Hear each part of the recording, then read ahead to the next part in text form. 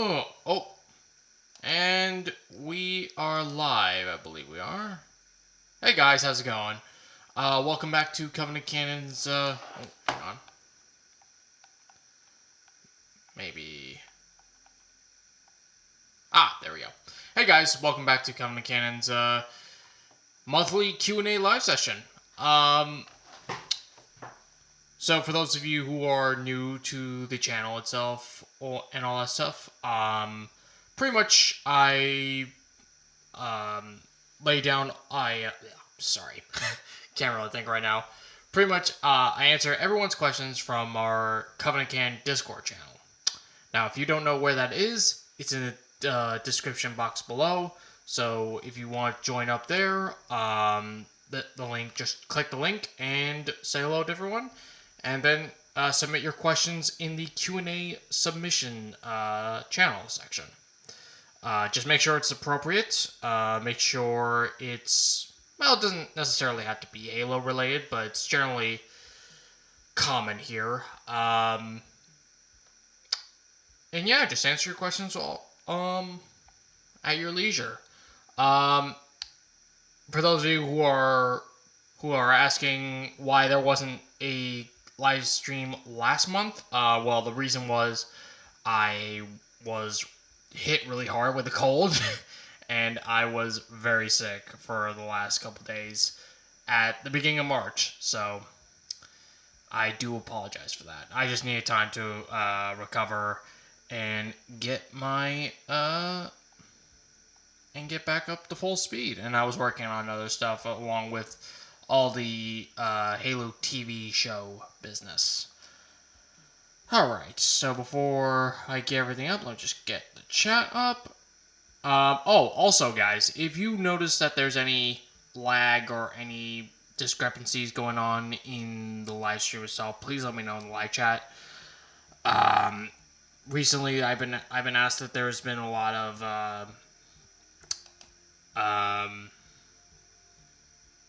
like echo-y stuff like that. I think it has mostly to do with the hardwood for my apartment, but rest assured, I'm going to be moving to an apartment that has more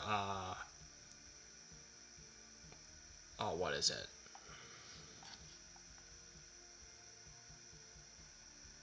I can't think of it. Sorry, I'm a little out of it today. But yeah, like I said, if you want to share some of your questions, do so. I'm not opposed to answering any questions right now.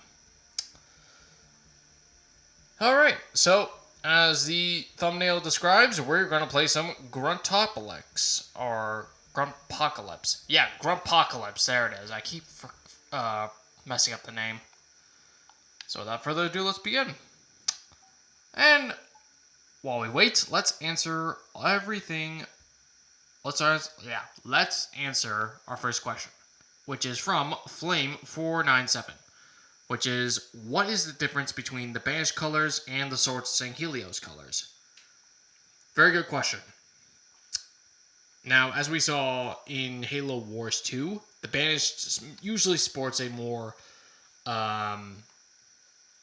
maroon and steel coloration for their armors, whereas the Sword Sanghelios is more of a kind of has the same maroonish color, but has more white as a secondary color.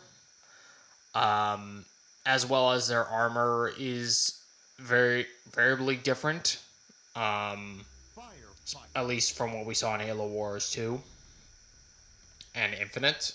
Though with Battle of Suban, the swords kind of have the same mercenary armor that the Banished do, so it's kind of confusing. I hope 343 does clarify that in the future. Oh, but they also seem to have more orange for their grunts, kind of as we saw with that one female grunt from Battle of Suban. Not really, I can't really remember what her name is. It's the top of my head. Someone let me know in the chat. Oh. Oh, speaking of grunts, here they come. Oh, Enemy team took the hill. oh what? How? Alright. Alright, I'll answer some more questions in a second. I just gotta fend off some of these grunts. Jeez, these Ungoyers freaking... Okay. And also, please don't cringe, because I know I'm crap at the game. Alright. Moving on to the next question. Rising Fire spreads its light. He asked, would you like to see a setting for the main story where the UNSC and the Sword Sanghelios had to fight and terminate an alliance between the Banished and the Insurrection? Yeah, I'd like to see something like that. Or maybe instead of Insurrectionists, or maybe along with Insurrectionists, we have the Banished trying to recruit some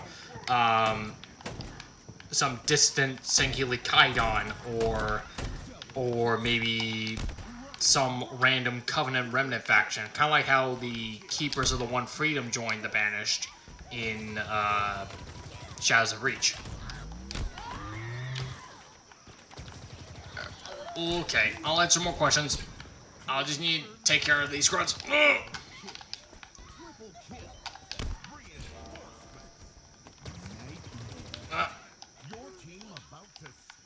We got a boss wave, which means... Oh, yep, here they are. Oh my god, oh my god. Oh! Get away, get away, get away, get away. Jeez. Fucking...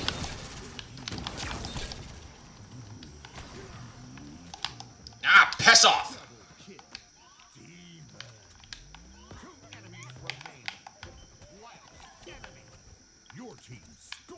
Woo!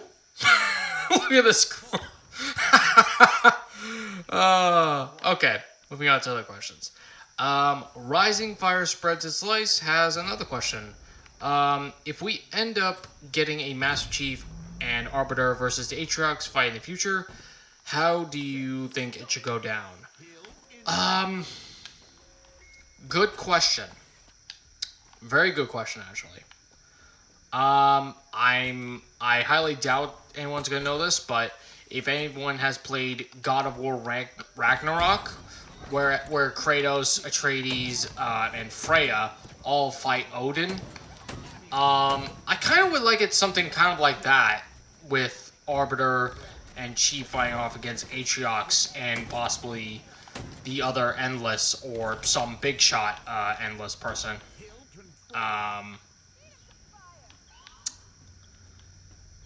Other than that, I'm honestly have no idea, really. Oh, we got some extra Marines. Oh, shit. Oh, shit. I didn't even notice. This is the first time we have Marines in the game. I mean, I knew we had, like, Marines, coming... I knew Marines, like, friendly AIs were added to Firefight, but I didn't know they were added to Gruntpocalypse. Oh, shit. Okay. This is a pleasant surprise. Where are the grunts? Why am I missing some of them? Oh, one's right above us. That's why. Alright. Alright, hang on. Oh, fuck. Pardon my French, or my Sangheli, whatever you prefer. Or how about my Ungoy? How's that sound? I'm going to use, instead of French, I'm going to say, pardon my Ungoy. Ah, shit, another boss. Okay. Oh, of course, Bip Bap. I had to counter so many of these Bip Baps before in the past. It's so annoying. Oh, here they are.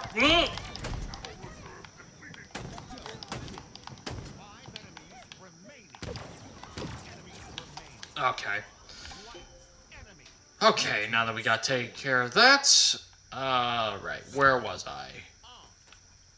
Okay, Jedi Spartan 38, he asked, which game's Banished architecture do you prefer? Halo Wars 2 or Infinite? I'm surprised that none of the Banished outposts in the open world are based off Halo Wars 2's buildings. In my professional opinion, I have to say I much prefer. I don't know. I kind of prefer Halo Infinite's architecture really.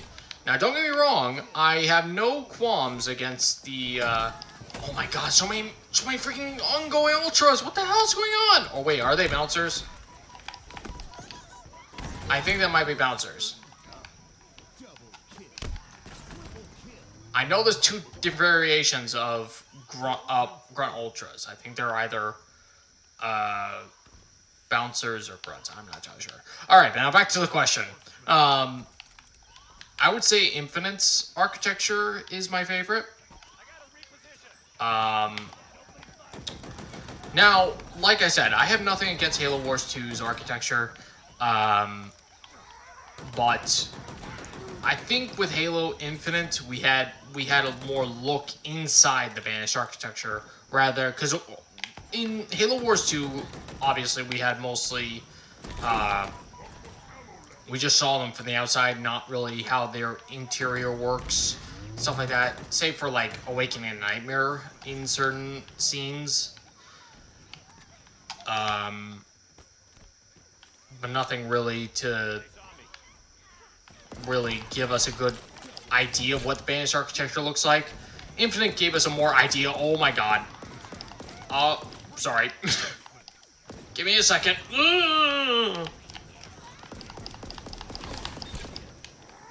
No, get away from me. No. Oh no. I see. More Brigalards. Okay. Oh. Well, I'm dead. Oh. Yeah, I would say Infinite has much more detailed accounts on Banished architecture rather than Infinite, because we already saw like outside stuff, like their buildings, their outer structures and stuff like that. I don't know. All right, Rising Fire says, what do you expect from the new novel Halo Empty Throne? Now,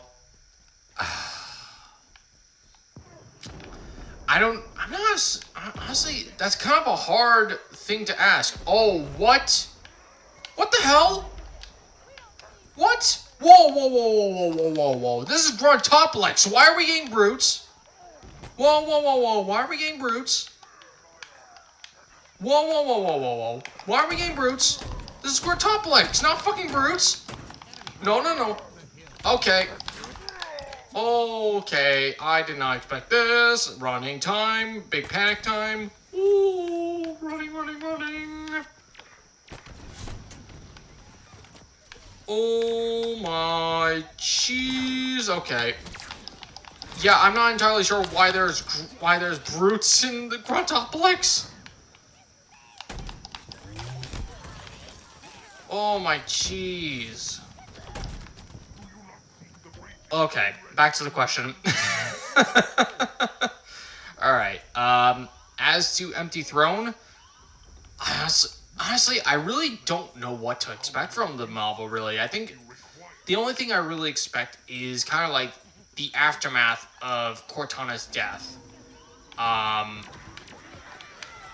Because I think that's the only thing I can really expect to see, really. There's not really much coming out of that I'm not really sure about, really.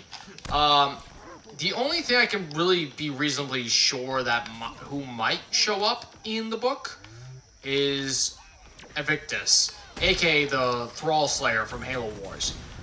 As we learn in the encyclopedia, he's joined the Banished after the Covenant fell apart, and we recently got him as like another lore character for well, that was pitiful. We recently got a bit of lore information on the skewer for one of the bosses for Halo Infinite, and it does have Evictus in it.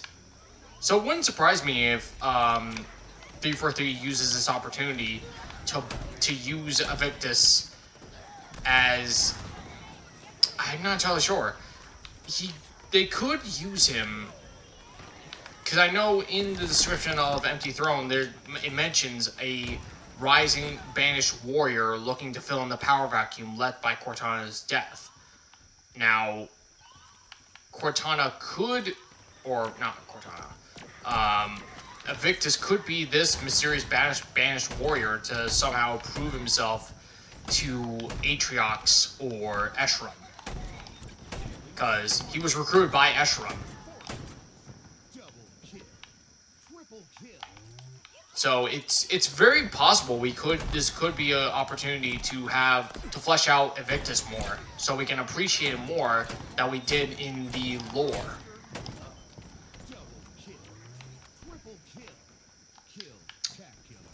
Ooh, hang on. I'll answer some more questions in a minute. Oh my god. Oh, what the hell? Okay, I'm running. Oh, running time. Oh my jeez. Woo. Okay, moving on to other questions. Jedi Spartan. He asked, if Infinite ever gets playable elites, do you think they'll just randomly be added to the start of a new season or content update? Or will they be added alongside other features, such as new versions of Invasion? Good question. If ever... At this point, I'm kind of dubious on that, if they will ever be added. But if they do, they might use this as an opportunity to bring in the Anvil initiative into Halo's campaign. Or not campaign, the multiplayer.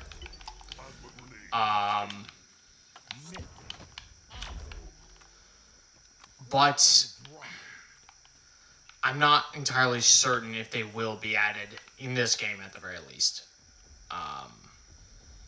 Or they could be used to bring back Enthosram or Uze Taham for to help out combat against the Banished, or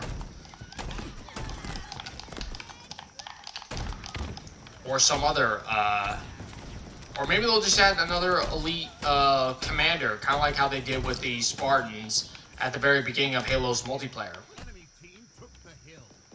I'm not entirely sure. Alright, now before I move on, let me just answer another question. From Minister of Congression. Do you make original characters for other series you like? If so, please show. Do you make original characters for other series you like? I'm not entirely sure if you mean other series like stuff like Beyond Halo. If that is what you mean, Congression, no, unfortunately, I do not. I'm mostly using OC characters for my videos and stuff like that. But I would like to make OC characters for like a Song of Ice and Fire / Game of Thrones stuff. If I ever decide to make a Game of Thrones spin-off channel. I'm not entirely sure.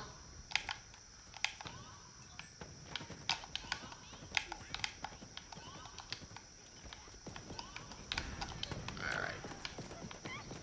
I'll move on. So I just gotta take care of some of these runs. Sorry, guys. Oh!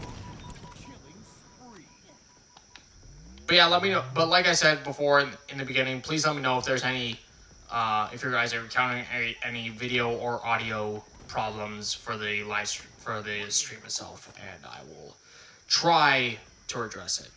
And also, if you're noticing any connection issues, it's about my internet.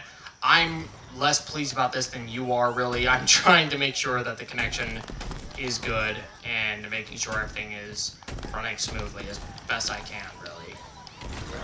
But I can't really do anything about the connection, really. I've been trying to fix it as best I can. Okay. Let's move on to another question, actually. Alright. Rising Fire asks, how how would you feel if someone at 343 contacts you in regard to possibly making your character, Nakai Vodar, officially canon? I would be head over heels if that never happens. It's doubtful that will ever happen. I would love to see that happen. I would more than love seeing that happen. But I'm not gonna hold my breath about it, really. It's a great dream, but a dream is all it ever will be. I must regret to say, but oh my god, who's shooting me right now? Oh my jeez, so many ultras. Oh, crap. Okay, I gotta run.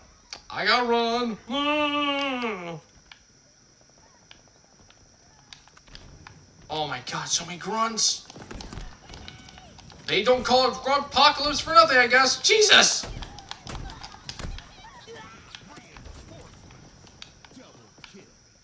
Oh my god. Okay. Okay. But yeah, back to the question itself. If they ever contact me to do that, I would give them the green light without a second thought. I would love to see my character brought into the canon. It's been one of my. Oh no! Enemy team took the hill. Reinforcements. Enemy team scored. Right. Okay. Yeah, I would love to see them. Oh, we want. Oh, what? Oh. Okay.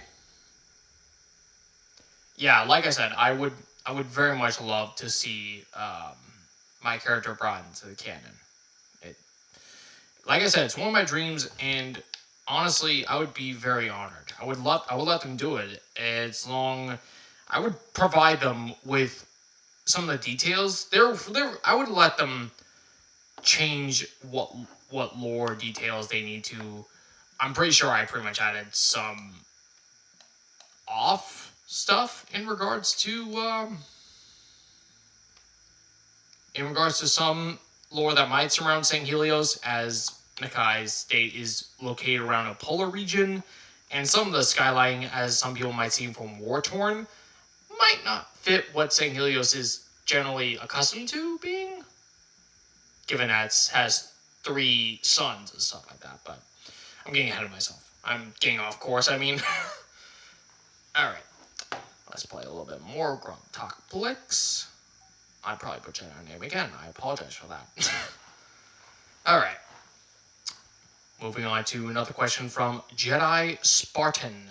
He asked, if there were a novel based around the Covenant or one of its splinter states, what would you want it to focus on? In regard to the Covenant itself, like the Covenant Empire that we saw from the OG games, if I ever want a novel based on it, I kind of would like it to be kind of a historical book, kind of like detailing the Covenant's history from the War Beginnings, like, or maybe even before that, maybe during the War of Wills, the War Beginnings, the Taming of the Let Go Low, and other stuff in between all that stuff and to the events of the Covenant War, like just before the Covenant War began. Like, say for example, the book begins with a Sanshayum historian recounting the War of Wills and finishing to the ascension of Truth, Mercy, and Regret. And just as the Covenant War began. I would love to see something like that happen. It's... Now, as some of you might have seen from my social media, I've been recently getting engaged with A Song of Ice and Fire / Game of Thrones stuff. And Fire Blood is kind of the same thing with a historical book. Something like that. I would love to see Halo do something with that. in regards to the Covenant history. Now, as in regard to the Covenant splinter groups, that's a very good question. Honestly, I would like to see a book focus a lot on the events of the Blood and Years and how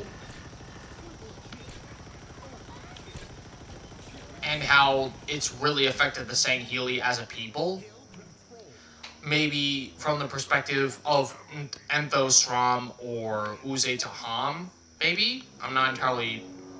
Or they might use like an entirely new character. I would not be opposed if they chose to instead of making new characters, they would make, or instead of bringing in returning characters, make brand new spanking new characters and seeing how the Sangheli Civil War has affected the Sangheli on a personal level. Like, we've seen that with certain characters from the games, like the, what was it? The Ark brothers, one a general in the Covenant military, or in Jul Mdama's Covenant military, I mean, and one serving the sword of Sanghelios, and the two brothers are actually killing each other. I would like to see something like that, actually, like seeing the Covenant, the Blood and Years, really dividing the Sangheli between family and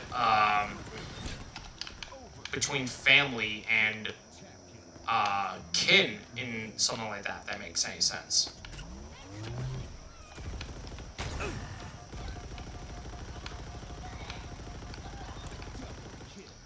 Right.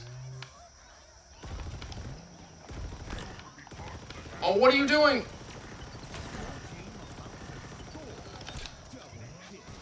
Oh, god damn it. Really?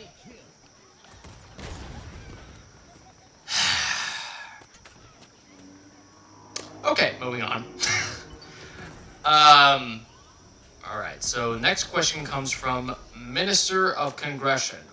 Oh, hang on. Oh, I'm sorry. I hate to cut this off. I'm in the middle of combat. I promise I'll answer your questions in a minute.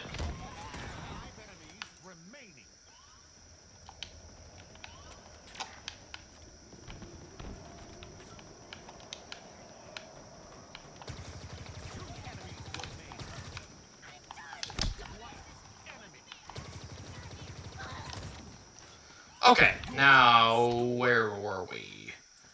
Minister of Congression. What are your thoughts on the Waypoint Chronicles 343 has been making? And which one is your current favorite? This one's easy. I've been really liking the Chronicle articles. They've really done much to delve into the Halo lore in smaller ways than most articles have been, really. More so than the what was it? Cannon fodder articles and some of the weapon lore that we've been getting lately. And as to my favorite, that's easy. Okay, how did I die there?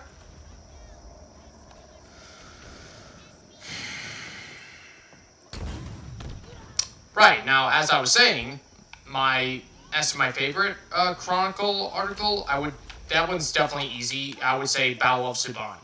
I really love that I was focusing more on the Sangheli portion of that, even though they had Spartan characters in the game in that article. And the Spartans were side characters, much like the Sangheli have been in most recent stories. And I love how it focused a lot on Maki Chaba from Halo 5 and some of the new Sangheli characters like Fallen Toe, and focusing a lot on the Banished Sword Sanghelios conflict on Suban. And I love that we got an actual name for the needle weaponry. Kamoksuru, I think that's what it's called. I could be wrong, though. Oh, hang on.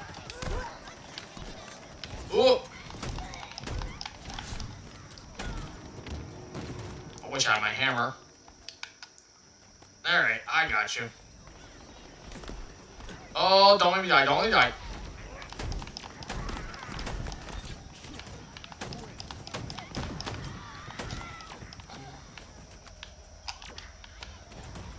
Oh, more.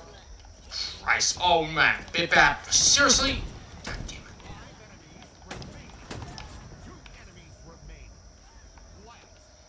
Okay. Alright, let's move on to another question from Jedi Spartan. And he asked, would you want to see any of the... Okay, hold on. What are you doing? Oh, you bitch. Really? You fucking bitch.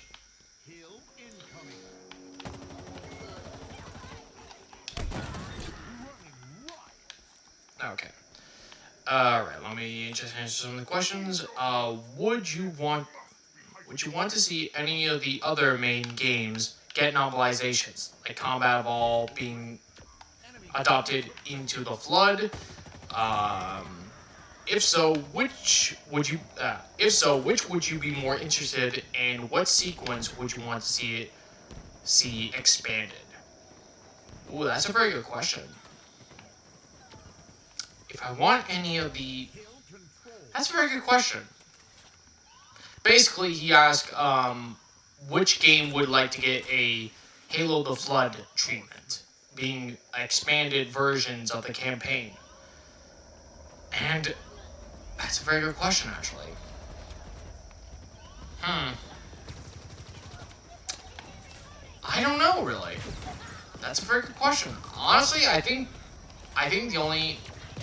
honestly the most fitting novelization for a Halo campaign would be Halo 2. Honestly, I would like to see kind of like the further political intrigues regarding the Sanghelios division within the Covenant leading up to the Great Schism. And pretty much what we saw in Halo Broken Circle, like in the last half of the book, where we saw the stages of the Great Schism taking a gradual turn from simple replacing the honor guards to full-on murdering the Sanghelios counselors. I would like to see something kind of like that and see more of Thel Vadam's mindset as this slow decline of stability when the Covenant begins. I would love to see something like that happen. If not that, then probably Halo Reach, honestly.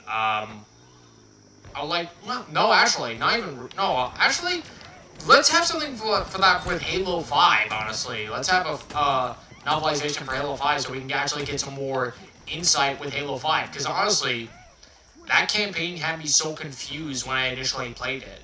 And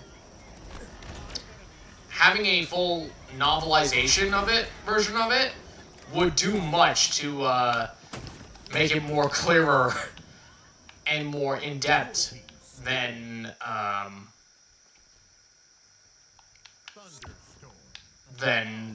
the campaign ever did, really. Okay, Rising Fire asks, would you like to get a sequel for Halo Envoy? If so, how would you like it to be? Good question. A sequel for Halo Envoy. Honestly, yeah, I would love to see a sequel for Envoy. And if that and for the sequel itself, I would like to see how Grey Team operates with its cross-species element, because at the end of Envoy, they accepted a special contract by Oni to operate within a joint UNSC Swords Sanghelios attachment on the condition of a Prowler, obviously. And I would love to see how the Sanghelios treat Grey Team after their actions in destroying Glaki. I'd like to see some sort of closure to that, because by the end of the book, they're still divided over. Oh wow! Oh, there's some laggage. Oh, there's some laggage. Oh boy. Oh no. Oh. Oh no. Oh, am I gonna get lagged out? Am I gonna get lagged out? No, doesn't look like it. Okay, that was a weird misstep. Sorry about that. But yeah, back to what I was saying. I would like to see Gray Team pretty much getting some closure from Glaki, from their Sangheli teammates. Probably, honestly, I would like to see something like Gray Team facing off against some Covenant terrorist, probably a Glakian refugee who survived that catastrophe, pretty much trying to mete out some payback for Glaki on a Sangheli colony. Maybe it could be that Sangheli terrorist that we saw in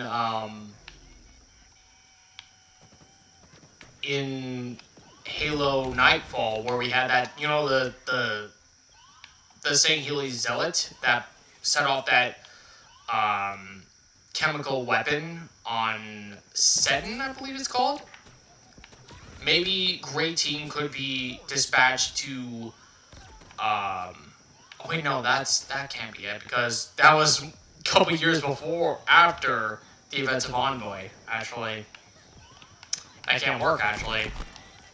But, you know, something kind of like that, where Gray Team and their Sangheli allies had to hunt down a terrorist seeking payback for Glaki. Something like that. I think that would be a good way to get closure for their inner demons after what happened to Glaki. That was probably a really shit explanation for a sequel to Envoy, and if so, I definitely apologize for that. I'm not a novelist.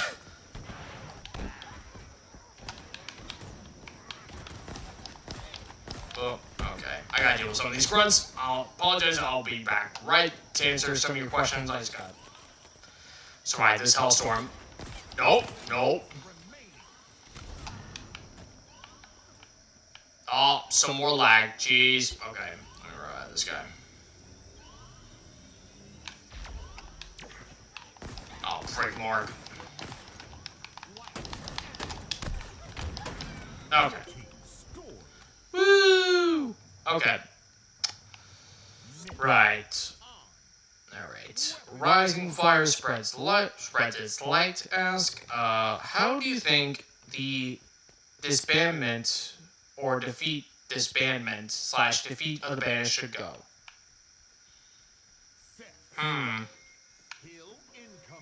Good question. How do you think the Banished should be destroyed / defeated? That is a very good question, and one I don't think I really have a clear-cut answer for, really. Oh my god, bunch of ultras. Okay, I'm running. Nope, no hammer. Ah, shame. Is that overshield? That is overshield. Mine. Ah, mine.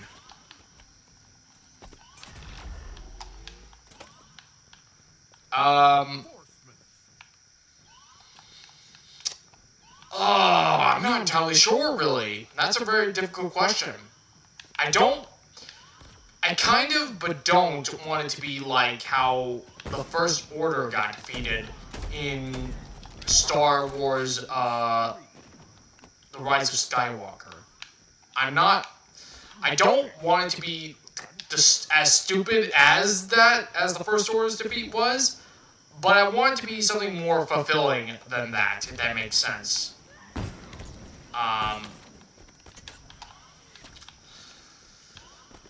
Oh man, that's kind of a hard question, really. One I honestly I just can't give you a clear-cut answer, man. Sorry if that was not what you were expecting. All right. Alright. So he has Rising Fire has yet another question. What a surprise. Should the remaining Sanshayum who escaped High Charity and the remaining Jirohanai who served the Banished get exterminated given the danger that they represent toward the Sangheli and humanity? I wouldn't say exterminate, probably try to rehabilitate, or rather reason with. Instead of just outward destroying them, they would just be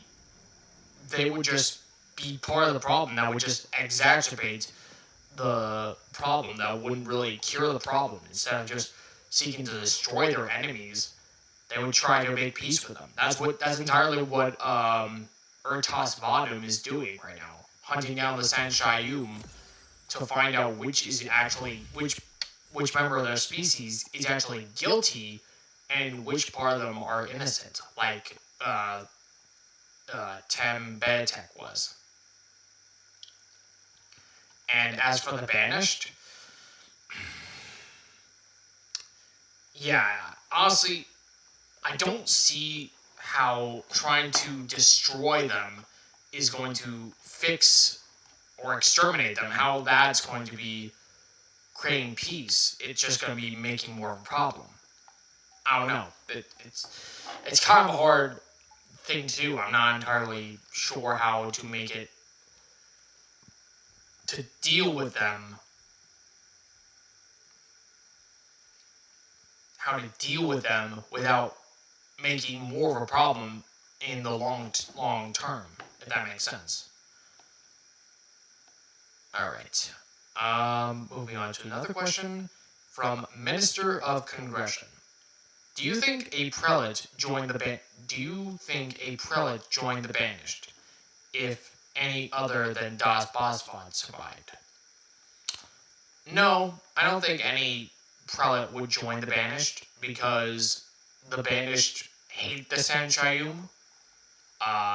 It was stated in Divine Wind that if they found any hint of the Sanshayum, the Banished would hunt them down and destroy them. After all they did during the Covenant War, making the Banished, the Broods, more cannon fodder than actual allies.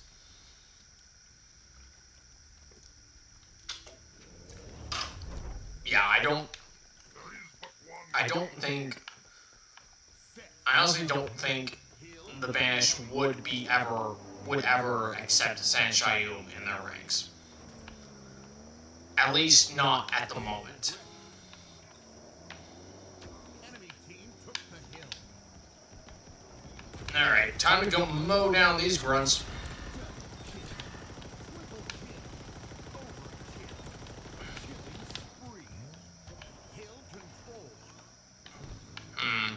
Oh, actually, I think this spot might work better, actually. High vantage point. Yeah, this will work. Or maybe not. Let's try it out. Alright, Rising Fire asks, what do we know of Thel Vadam's family? Not really much, really. I think we know that one of their uncles is a elder within Vadam, but apart from that, there's not really much to talk about, really. And I think there's been a lot of discussion that Thel Vadam has multiple wives and multiple children. I haven't really seen much evidence that supports this theory, other than the one quote from the Cole Protocol saying that Thel Vadam would need to expand the keep with more wives and children and stuff like that. And I think people are taking that too much on a literal note, that Thel Vadam has multiple partners and he has multiple children. And honestly, there hasn't really been much evidence to support this theory ever since that quote was released in Cole Protocol.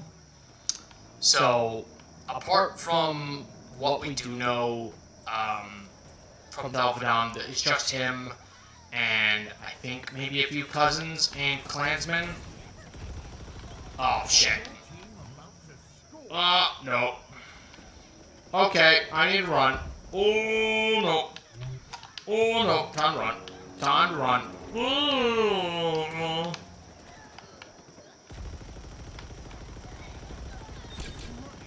Okay. Piss off.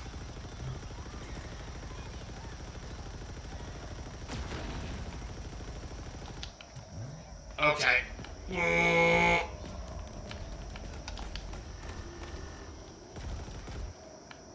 Alright.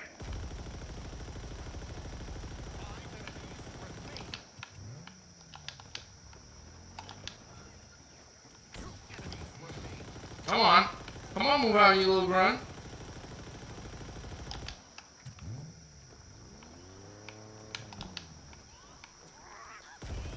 Oh! Haha, gotcha. Okay. Right. Flame497 asks, does Thel Vadam have a son? I kind of already answered this really with Rising Fire's question. We don't know. At this point, we don't really know if he has any children or any wives, contrary to what the quote from the Cult Protocol might suggest. I don't believe that Thel Vadam has a partner as of yet, nor children. He could very well have children, but whether it's from a mate or some concubine or something like that, I really don't know. Alright. Rising Fire Spreads Its Light asks, what do you think about Jul Mdama's character as a whole? Now, I like his character development from the Kilo 5 books. They explained him out in a relatively good light, honestly. And I did enjoy his character in Spartan Ops and other titles such as Escalation and what is it? Oh, of course, I fought right in front of a Phantom.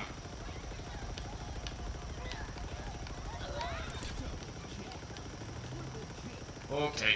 Ooh, die.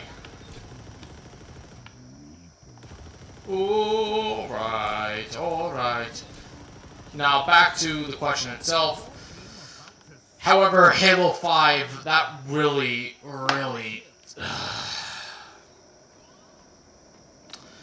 it really messed me up in terms of Jul Mdama's character. Like, I loved him in the game to begin with, but why did they have to kill him off in the most stupid way possible? I'm sorry, I'm never going to forgive them for that. It was stupid. It was unnecessary kill off just to introduce Cortana as a main villain. Sorry, I'm not gonna forgive him for that. But I wish he had more coming towards him in terms of a conclusion. We all knew he was gonna die, but I hoped he was gonna die from the hands of like Thel Vadam at Sunayon or something like that. I don't know.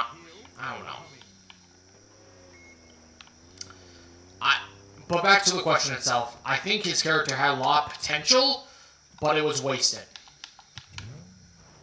That's how I view Jul Mdama at this point. He had promise, but at the end he kind of fell short.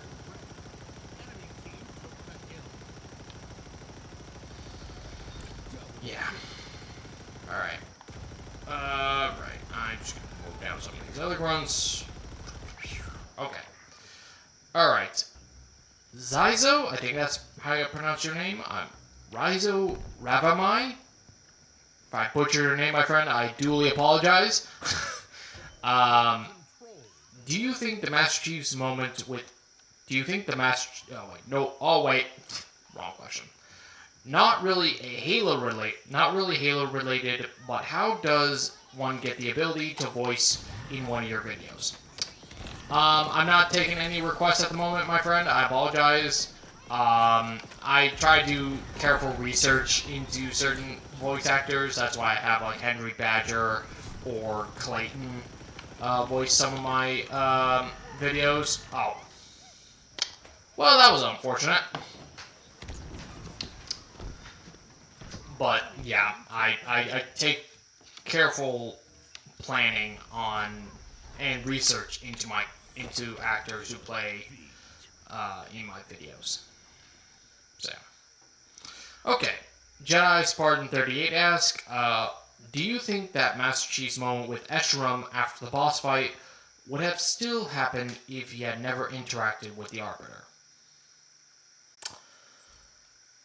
Maybe not. I think the Arbiter did help him understand the enemy more clearly. I'm not entirely sure if it would have affected him. Yeah, it would have affected him to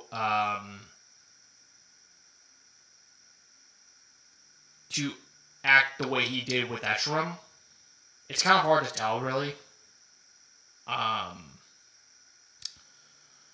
I would say, at the moment, I would say yes. Even if he hadn't interacted with the Arbiter, I think Chief would have still respected it, would have still given him a grudging amount of respect before his end. Because Chief was never really malice towards the Covenant or the Banished. I think he was just mostly dedicated towards stopping their efforts to destroying humanity. If that makes sense. But he does respect, I think he does respect valiant fighters, even if some of them have been quote-unquote monsters, if that makes sense. Okay, here's another, okay, we got another question from Jedi Spartan. He asked, did the Covenant know about the Flood before Halo Wars, such as demonic figures that had attempted to corrupt the Forerunner gods within the Covenant religious mythology? I do believe so. I do believe the Covenant did stumble across the Flood at some point in their history. Maybe not. Maybe they discover the Flood maybe in the earliest of histories in the Covenant. And yeah, I do think that they might have seen the Flood as demonic, hellish creatures, as opposed to the benevolent Forerunner gods that we are accustomed to. Oh, we got some dead elites here. Okay, this is a new edition. I never seen this. Oh, jeez. But yeah, answer your question, Jedi Spartan. I do believe the Covenant knew about the Flood in its history before the events of Halo Wars. I think they might have misinterpreted what they really were, but I think they had some idea of what the Flood was. They had at least heard them by name. I would assume they would have. Oh Jesus! Okay. Oh my stars and garters! Jeez!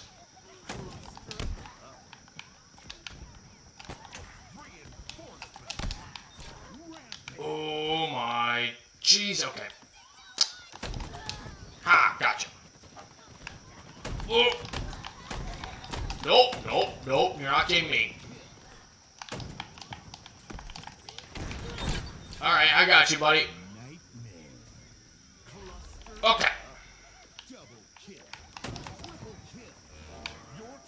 Okay, why are there a bunch of views?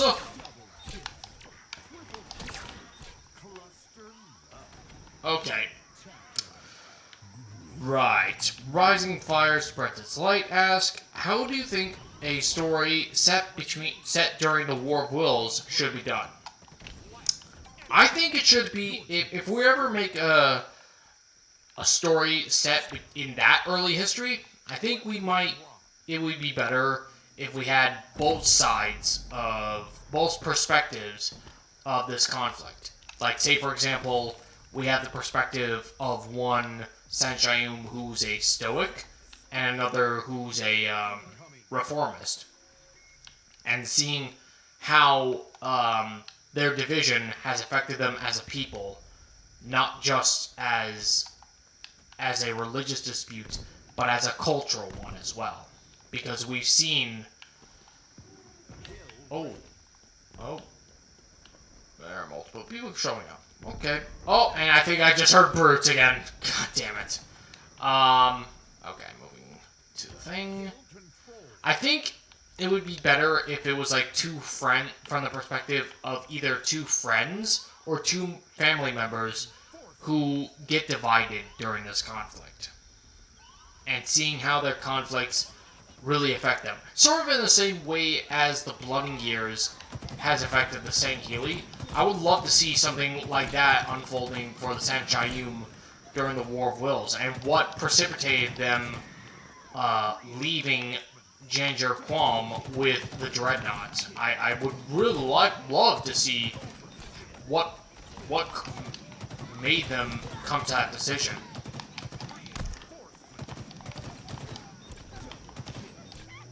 Okay. And I would like to see, as in terms of like beginning the story, I would love to see discovering like of how the story would begin. I would like to see the story like pretty much showing the divisions initially begin and showing the slow decades where the war has really affected the Sanghelios, and cultivating with the reformers stealing away on the Dreadnought and leaving Janger Quam. And maybe it could be an ancestor of Maken Scriaben, or some other ancestor to, like, say, the Prophet of Truth, or Das Bosvod. I don't know. Something like in that kind of broad sense, if that makes sense. Okay. Oh, what? Okay.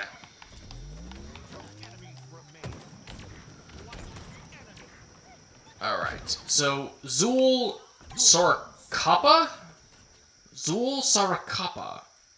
If I butchered her name, my friend, I'm so sorry.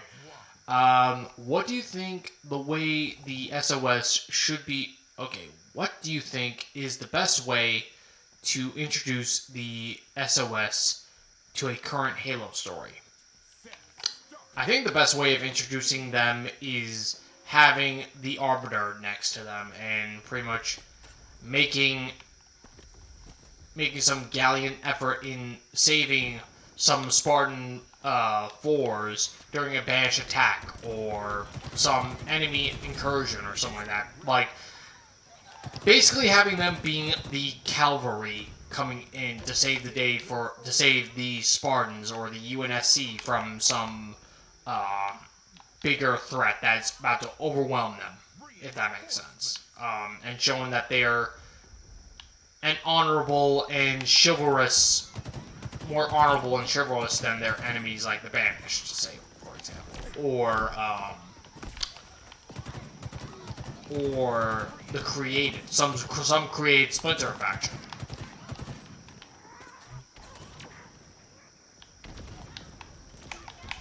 Okay. Okay, I'll be right next to the question. I just gotta take care of this. Whoa! Okay, I'm gonna pause so I can scroll on down to answer some more questions. Alright. So, Rising Fire Spreads Its Light asks, what's your favorite character from Broken Circle and Envoy?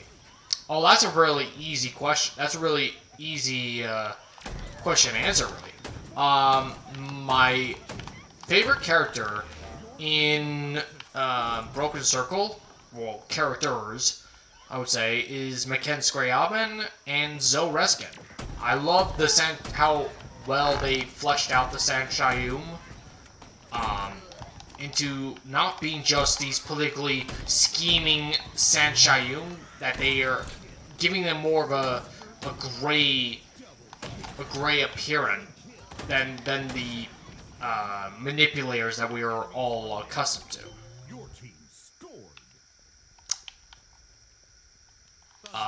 And as to Envoy, I would say my favorite character has to be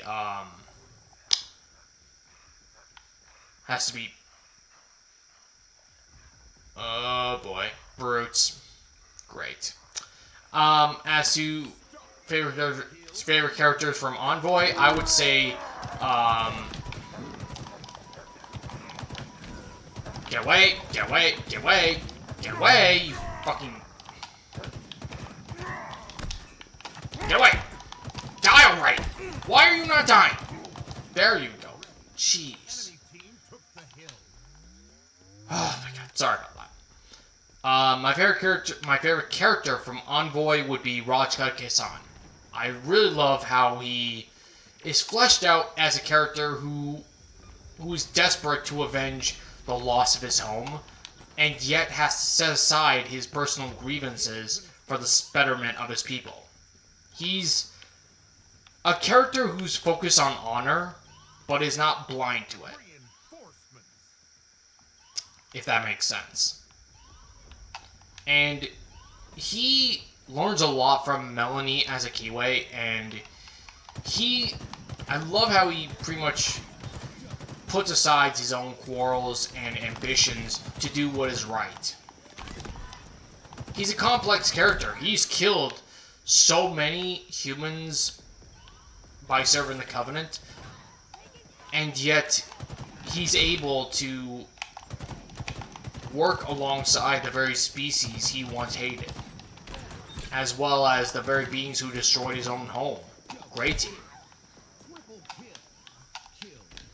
I don't know. It's something with complex characters like Rajka that I just really want to see more of in future Halo projects. Okay. Ah! Okay. Moving. More bosses! No! Okay, moving. Oh, of course, Brick Lorgan back. Big Bap, I think it's called. Yep.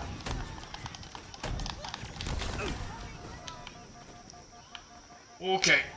Oh, okay, I'm gonna try it. Oh! Get away, get away, get away! Whew.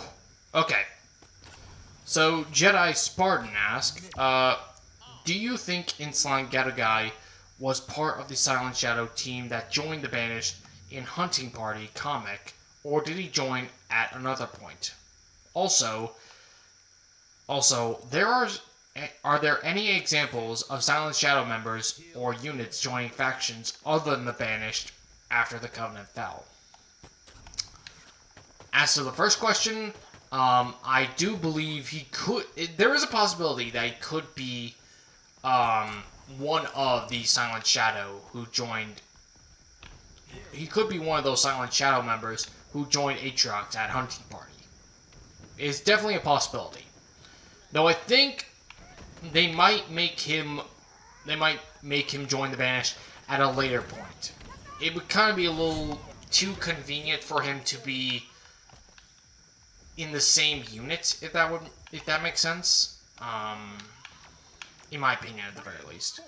As to the second question, I think it's more impossible that some other Silent Shadow units have joined the other Covenant splinter groups, like Jul Mdama's group, or Selenions, or even the Sword Sanghelios. Any of these are possible.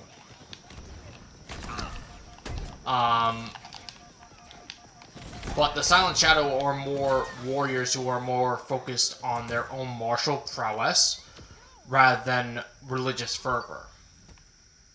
So I think it'd be more likely that some would join the Swords of Sanghelios more than any remnant splinter faction. At least in my opinion, in the matter.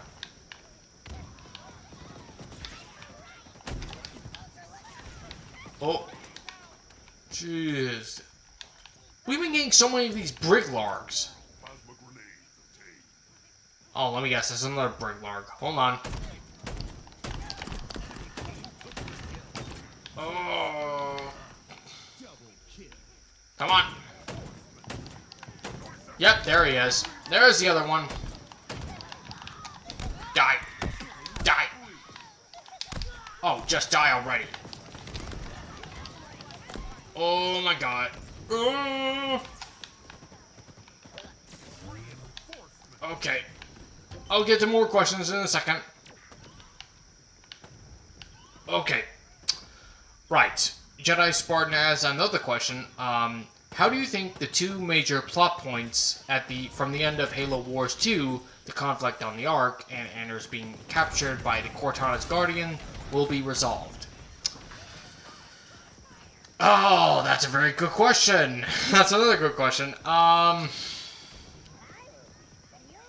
In terms of the conflict on the Ark, how that's going to be resolved, I really don't have any answers for you on that, my friend.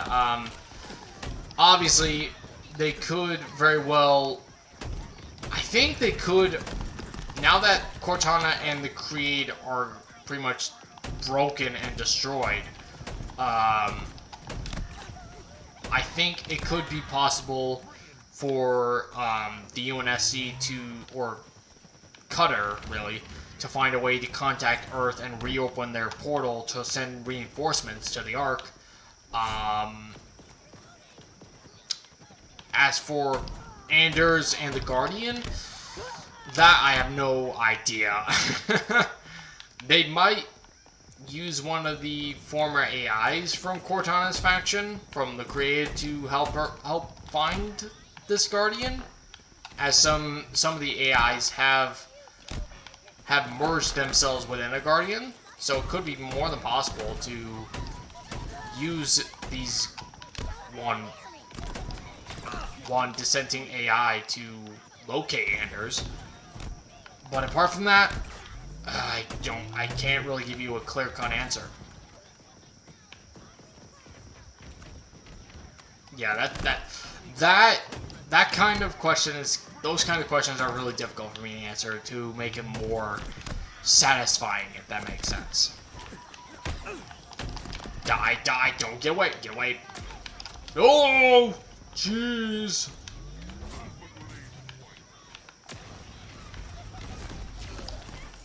Okay, I'm gonna try to revive you. Nope, don't let me die, And I'm dead. Well, that's unfortunate. Okay. Rising Fire Spreads Its Light asks, how does your character Nakai feel about the Forerunners? Now, during the Covenant War, I think Nakai would have had some reverence towards the Forerunners at the start of his career within the Covenant. As opposed, in regards to post-war, I think Nakai kind of sees him in kind of the same light as Thel Vadam and the rest of the Sword Sanghelios do, that they weren't gods, they were just another race of beings. But I think after the recent Creed uprising, I think Nakai has a more disdain towards Forerunner stuff, pretty much, because I think he would have seen Forerunner technology at this point be more trouble than it's worth. That once brought his people clarity, but now it's just bringing them more death and misery than any sort of clarity, if that makes sense. I think he might have seen them. He might now see them as problems that need to be taken care of, rather than holy artifacts.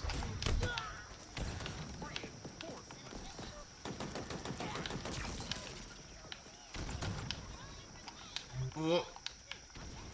Oh my god, the slag.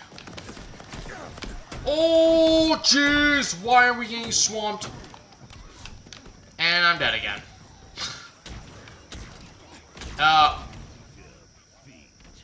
Well, that was unfortunate. Okay. Moving on to another question from Rising Fire, and he asked, "Do you like the Batman franchise? Do you like the Batman franchise?" I do like some of it. I don't like all of it. I like the Christian Bale Dark Knight franchise. Not a fan of I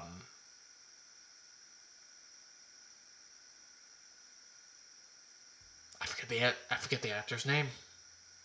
The more recent Batman, not the Twilight guy who now plays him. I actually like the Batman. I like the Batman, the most recent one, the Batman, more than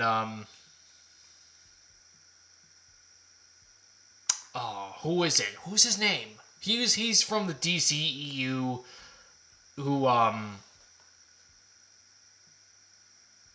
freaking escapes my thought right now. Please let me know in the chat, guys, if you remember. He pretty much played Batman in Batman v Superman, and all the other less than good DCEU stuff. I don't know.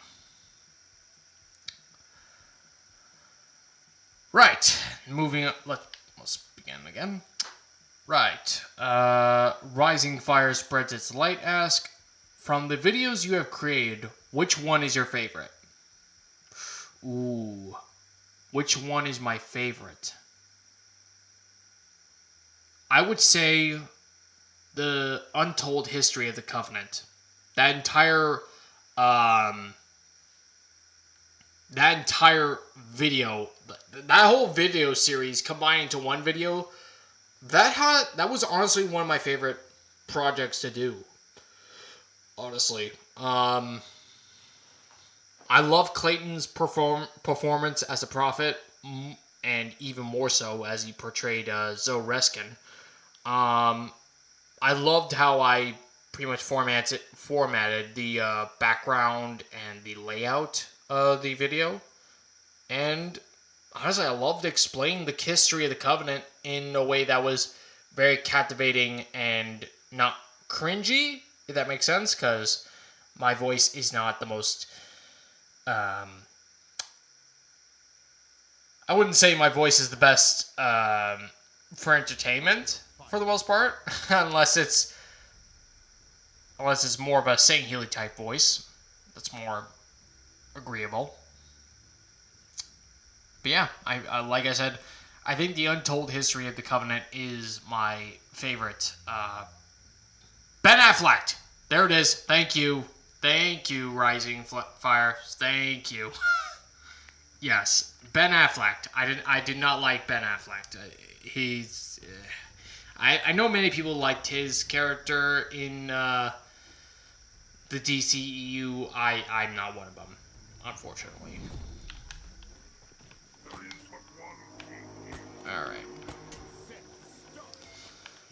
Nope, that is not what I want. I want a spanker. Nah, spanker. Okay. Oh!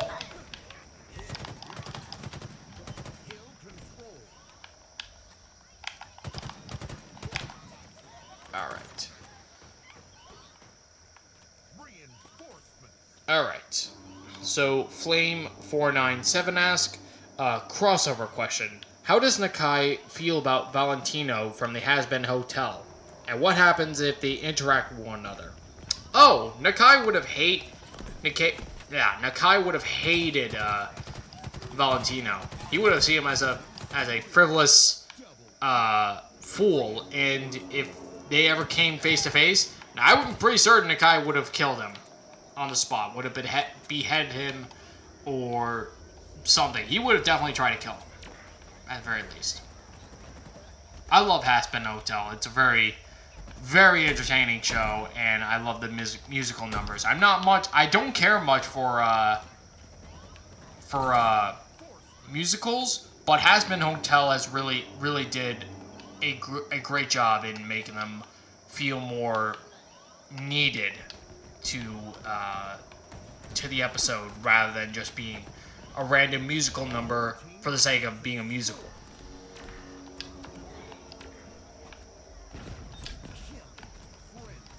Alright. Okay, I need to move out a second. Need to... Okay. Alright, I'm just gonna hide in this cave here and do a quick scroll up. Okay. I will get to your next question, Rising Fire. I just have to take care of some of these grunts. These grunts are all insane.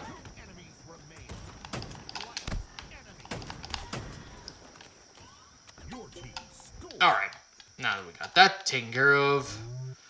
Right, Rising Fire has a question. Have you ever been interested in reading the works of Eric Nolan, William C. Diaz, Joseph Staten, Tobias Buckle, Gray Bear, Karen Travis, John Shirley, Matt Forbeck, Peter David, Troy Denning, Kelly Gay, Cassandra Rose Clark, and Jeremy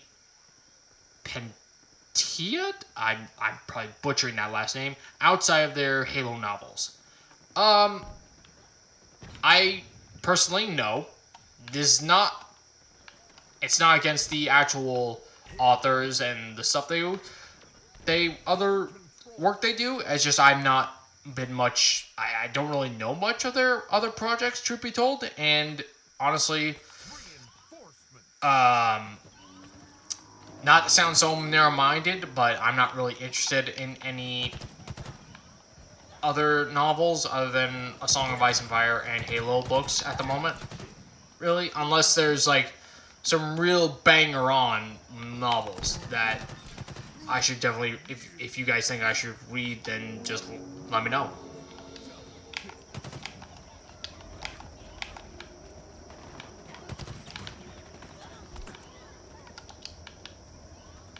Right. Oh, bunch of grunts. Bunch of grunts. Oh, my lord. Okay. Minister of Congression asks, if you could add one thing in Halo Infinite, what would it be, besides Playable Elites? Ooh, good question. If I could add anything, I would pretty much eliminate the whole coding system and just restore the old-fashioned way of customization for your Spartan with each unique colors to your own suit rather than just be packed up into one coat. And same thing in regards to emblems. I would just customize them as the old school Halo has. And honestly, I would eliminate the whole microtransaction thing. I've never been a fan of the microtransactions in Halo. Never been a fan of them, and if I had my way, I would get rid of them. Really. What the hell? Why is this not letting me do it? Oh, screw you. Okay. Flame497 asks, if you still like Star Wars, even if the other fans hate it. Oh, do you still like Star Wars, even if the other fans hate and rant about it? I do like Star Wars. I wouldn't say I'm a big fan, as I am with Halo or Game of Thrones, stuff like that. But I'll watch it. I'll watch like Bad Batch, Mandalorian, and other stuff like that. And I'm very much looking forward to seeing Tales of the Empire. That looks really banger on. I think the only project I was really not so invested in than I thought it would be Andor. Now before I get hazed on by you guys in the chat who do love Andor, I don't dislike. I mean, it's not bad. It just didn't really captivate me as like Ahsoka or Obi-Wan Kenobi did. I don't know. It's just me. I'm not dissing it out, causing crap or anything like that. It is not. It's just not to my taste. It didn't really captivate me as it did with most other people. So yeah. Oh boy, we got a bunch of questions from Supreme Commander Cam Va'alamai. I'm probably butchering that last name, so yeah. Oh, more runs. Okay, time to slice. Slice and dice.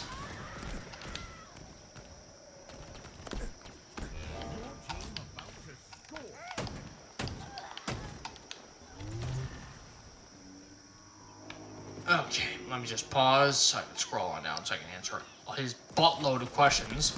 Okay. Okay.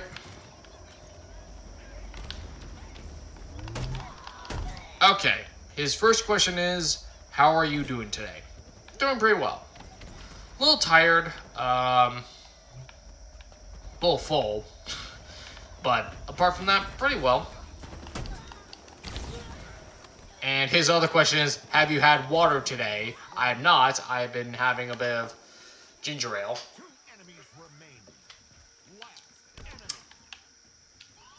But yeah, no water at this point today. And his other question is, the Covenant possesses teleportation technology, so why didn't they try to get a teleportation pad into their target and teleport a fuckload of grunts and flood the human fuckload of grunts and the human ships that way? Oh, so he's asking why didn't the Covenant pretty much teleport the grunts out? I think it was because the Covenant teleportation system wasn't like as perfect as like the Forerunner portals were that we saw in Halo 2, Halo CE and 2. It wasn't as perfect as it was. Maybe couldn't transport living materials as they could with ships and transports and stuff like that. I'm not entirely sure. It's probably a crap explanation, but ooh, a chopper. I'm using this.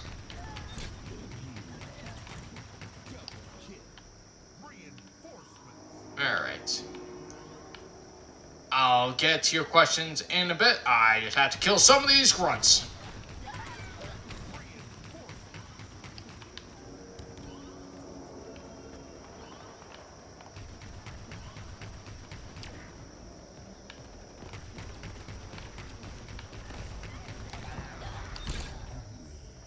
Oh, no. Oh, I'm gonna be flopped. Okay.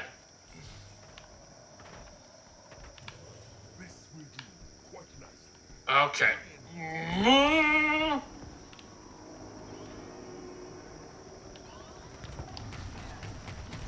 Oh, what?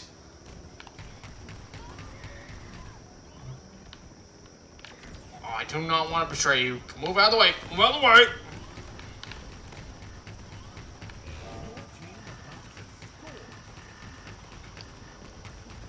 I see you. I'm gonna get you. Gonna get you. Gonna get you. I'm gonna get you. I'm gonna get. Okay. Alright. Supreme Commander's question. Further question is, did you cry when Var Getanai died? Yes, I did. He was one of the first characters in the Halo show that I actually cared about, and they killed him off. I mean, I had a feeling they would kill him off the way they did, but even still, I don't know. I really wanted him to live more. I don't know. But yeah, I was like, I wouldn't say cry, much less, but more like headbutting, like, oh, come on. But, yeah. Alright.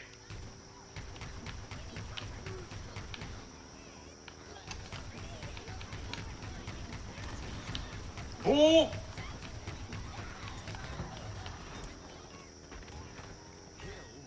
Oh, excuse me. I'm sorry about that.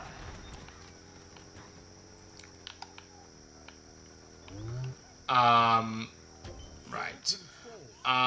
Supreme Commander's next question is, what do you think the next Halo game will be what do you think the next Halo game will be about? Sorry. As to the question itself, I think it might show, like, it might be about, like, the whole, might reveal more about the Xalanin, the Endless, and how much of a threat they are, and pretty much showing the return of Atriox and the reemergence of the Banished as a threat. Because if they ever, in the next Halo game, I imagine the Banished will probably be fractured and more of an easy picking for Chief and the remnants of the UNSC. But maybe Atriox would emerge and reunify the Banished and have them join forces with the Endless that he unlocked at the end of Infinite, and use them against Chief and the UNSC, and pretty much whooping their asses again, and pretty much forcing Chief to maybe reach out to his allies within the wider galaxy, maybe even the Arbiter.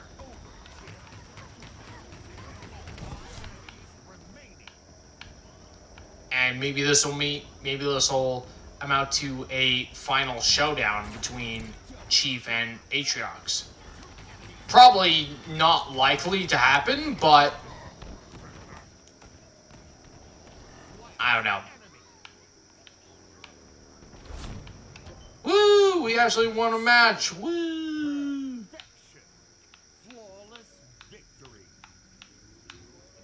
Flawless victory? Wait a minute, I didn't die? Oh shit, I didn't die once. Wow. That's a first for me. But yeah, I think that's the broader scope of what I think the next Halo game will be about, really. It's probably a real shit explanation, but it's the best I got. And his next question is, are you doing a cosplay for yourself? I'm not really going to any convention at the moment, so no. But on Halloween, I plan on making a cosplay of Aegon the Conqueror. Aegon the Conqueror from A Song of Ice and Fire for my company Halloween thing, if that counts for anything, I guess. But at the moment, as in terms of making a Sanghelios cosplay myself, no, unfortunately not. I do not have the funds for that. I'm in the process of moving out of my current apartment, so I do not have the time for that. All right.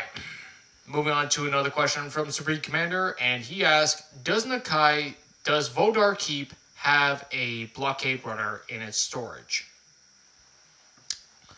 I wouldn't say in storage, but Vodar does have a few blockade runners in its fleet. Now that Nakai has joined up with the Sword of Sanghelios, I would say, yeah, he would have a couple in his personal fleet. Yeah, so. Alright.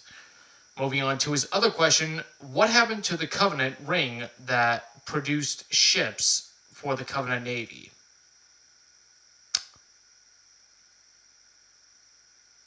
If by ring, are you referring to the Ring of Mighty Abundance? If so, and that one is from Silent Storm, and that ring got destroyed at the end of Silent Storm. So, yeah, that answers your question, I hope. Alright. Before I answer more questions, I just gotta take care of this and help out these buddies here. Ooh. Oh, no laggy, please. Please no lag. Please no lag. Woo! Get away. Get away. Oh man, no, get back. Come on. There we go. Okay. Right, where was I? Supreme Commander's other question is: are the elites able to produce new ships now that High Charity is gone and its assembly forges as well? Yes, they have. The elites are capable of making their own ships, and they have done so with the frigates that we saw in Halo Outcast, Thel Vadam's flagship. I forgot its name, but I know it's a different. It's a frigate that was created after the Covenant War ended, and I do know that the UNSC has been helping out Thel Vadam's Sword Sanghelios in making their own kind of prowler, if that makes sense. Oh, what? Woo! Did not notice you.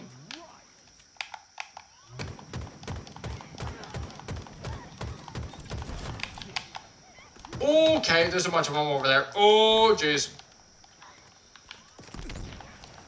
Oh, jeez. Okay, I gotta run. I gotta bail. And nope, I'm dead.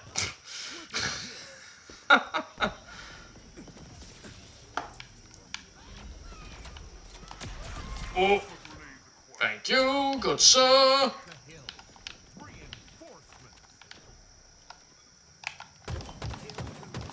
Okay, I am in some serious. Oh, there's a whole bunch of ultras.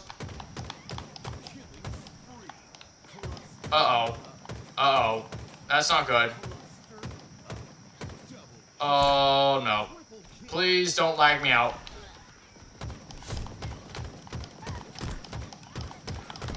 Please don't lag me out. I have a feeling it's gonna lag me out. Ooh! Oh my. Okay, I was about to say it. Yes, I noticed, thank you. Irritus, I got it. Oh!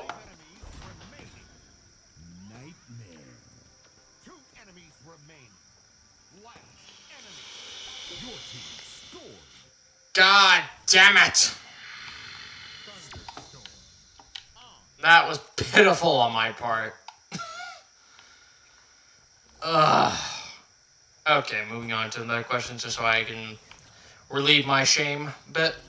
Okay, do you like the Umushu pattern Void Piercer?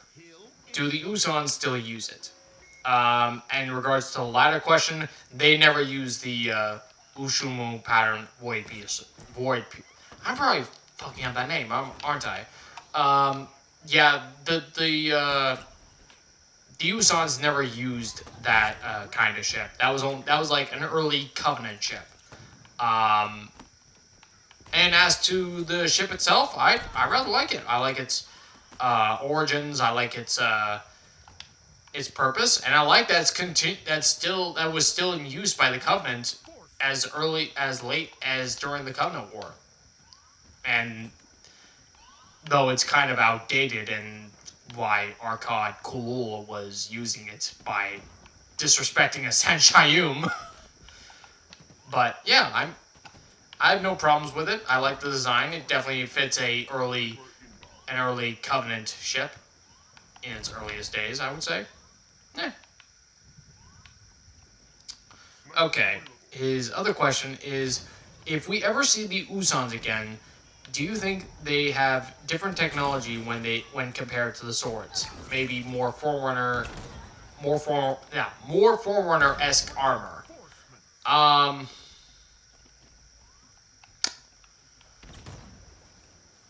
If we ever get the Usan back,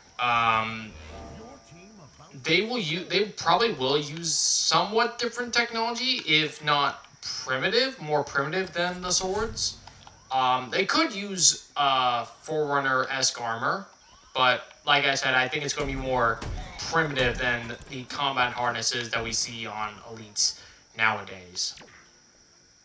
I do hope we get the Usans back. They were really interesting in Broken Circle, and I And I'm glad they're expanded upon more with Arcod's background and one of them even serving Maki Chapa, as we learn in Halo in Battle for the Blood Moon. So, yeah. Your team scored. Woo! We scored.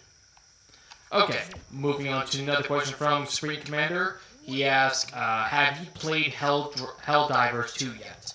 No, I have not. I've been super focused with work, moving out, and channel stuff, so I have not had a single time to work on other games for my own sake, unfortunately. It does look good, though. It does look good. It does look pretty much does look like ODST / Starship Trooper. And yeah, I'm able to play it one of these days. Hopefully when I'm not so swamped with other stuff, unfortunately. Okay. Moving on to his second to last question. Will we ever get Playable Elites back, or is it over for our kind? I hope not. I hope it's not over yet for the Sanghelios in multiplayer. I'm going to hold out stubbornly for that, so I think we will get it back one day, but not this game. I don't think so. Alright. His last question is, did you enjoy the Halo TV show's second season? Okay, did you enjoy Halo Season 2? Did you enjoy it? Yes. I did enjoy Season 2 of Halo, the TV show. And honestly, I think I enjoyed it more than... Oh shit, is everything... Uh-oh.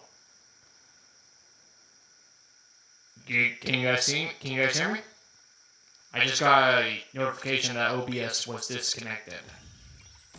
Let me know in the live chat. You guys can still hit the stream still up. I hope it is. Oh. If there's some buffering, guys, let me know. I do apologize.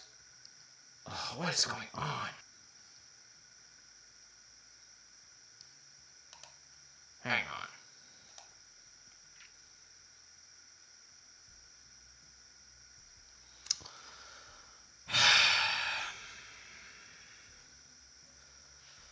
I'm sorry, guys. It's my internet connection.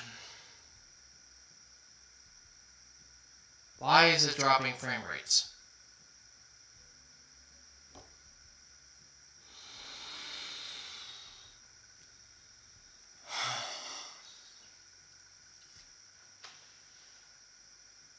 I'm so sorry, guys. If you guys can hear me, that is. Probably not.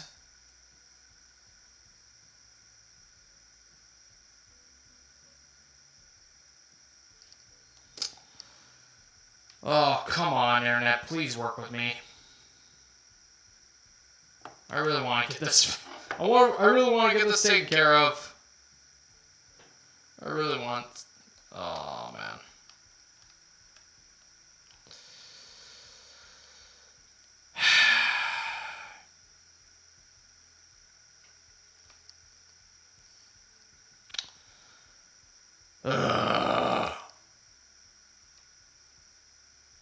Oh, no. Don't do this. No. Come on.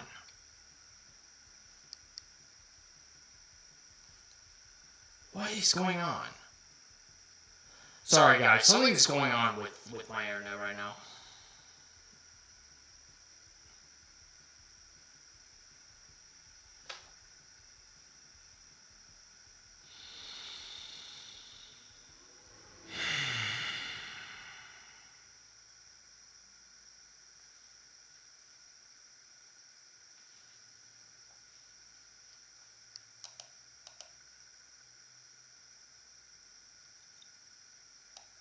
What the hell? hell is going on? Yeah, let me know. Let me know in the comments, guys, if you guys can hear me or if everything is like getting all screwy right now.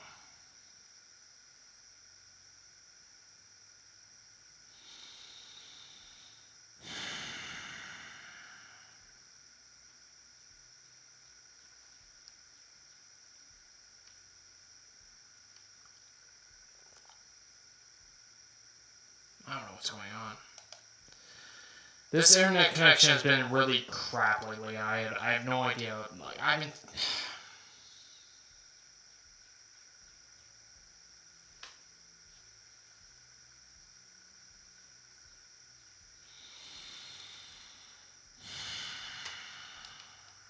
I might have to. If it's continuing, if it's still being crap right now, I might have to end the stream late or earlier than I intended. If so, I'm sorry, guys. It's why is it? Okay, here we go. Okay, let me see. Come on, go. Come back to the light with me.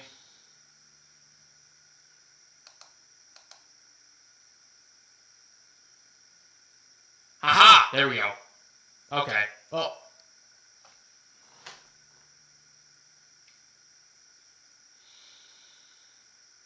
Come on.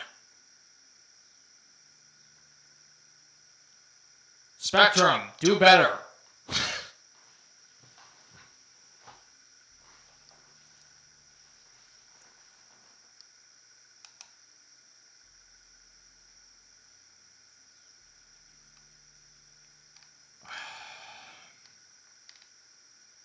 Why is this?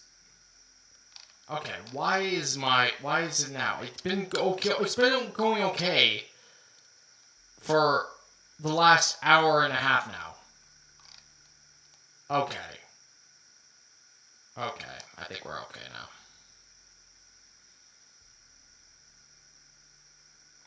now. All right. Let me know, like I said, guys. Let me know in the chat if you guys can't hear me or if the stream is just bugging out or lagging to hell and back. And please let me know. I really want this. I really don't want you guys to cringe upon the quality of the stream. I'm really trying my best. Okay. Now that we got all that stuff sorted, let's continue, shall we? Alright. So, where were we? Right. Rising fire spread. Good question. Actually.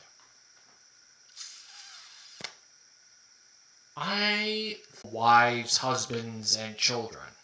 Well, not real much of the children's Spence, but more of the, taking multiple spouses at once, like bigamy. Like, well, I wouldn't really use it in that kind of terms, but, more of a multi-marriage, custom, if that makes sense. I think that's the only somewhat weird aspect of the lore. And also, I wouldn't really say really but more strange, is the whole mystery around the precursors and them being pretty much the gods of Halo. Of Halo's lore, I mean. But, if that makes any sense. I think that's the only thing I would really be characterized as weird/strange. Okay. Rising Fire has another question, which is, what do you think is the worst way a Sangheli can inflict death on his/her enemy? I would say torture. Yeah, I think that's the worst way any Sangheli can inflict death on their enemy is torture. I would say Sangheli place a lot of emphasis on honor, integrity, and fair play. If they inflict harsh,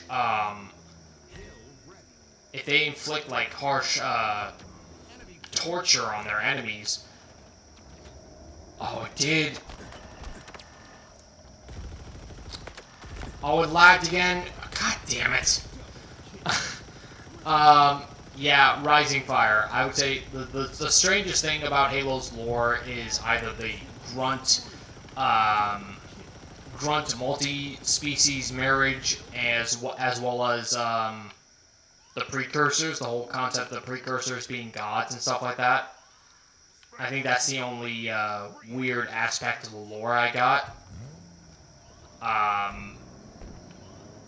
And as to the worst way a Sangheli can inflict upon their enemies, I would say torture. Torture, or allowing them to die a slow and agonizing death, rather than dying with honor.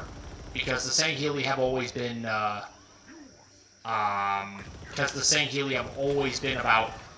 honor. They've always been about respect, respectful combat, and respect towards their enemies. And I think the worst way they can... Well, that was crap on my part.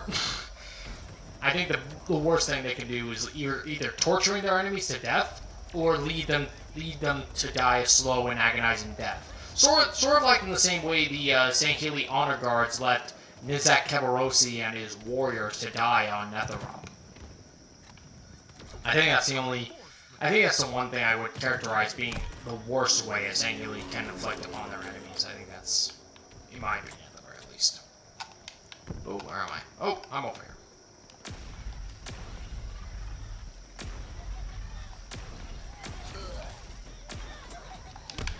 Oh!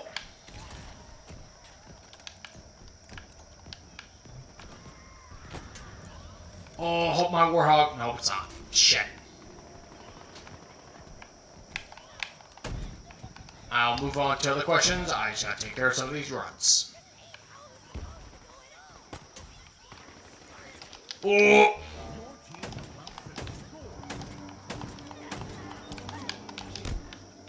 Okay. While I have this time. Okay. Rising Fire has another question, which is, what is your favorite cover art of all the Halo novels? Ooh, that's a very good question. Cover art. Well, I cannot give you a clear cut. Oh, that's very hard, really. Damn, you've been giving me really difficult questions, Rising Fire.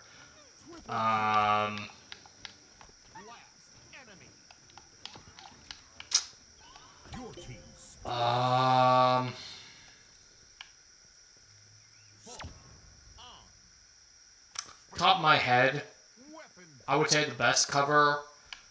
I think, honestly, the top 3 covers that I've loved thus far is Hunters in the Dark. That's my third favorite.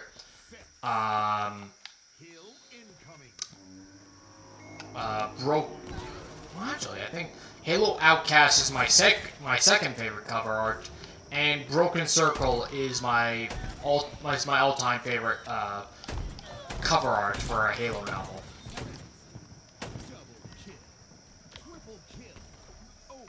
Yeah, I would say that those are my top 3 favorite cover arts. Alright. Minister of Congression asks, what do you think of the Gruntpocalypse? It's very fun. It's very difficult, more difficult than I thought it would be. I honestly thought it would be a breeze, but no, it's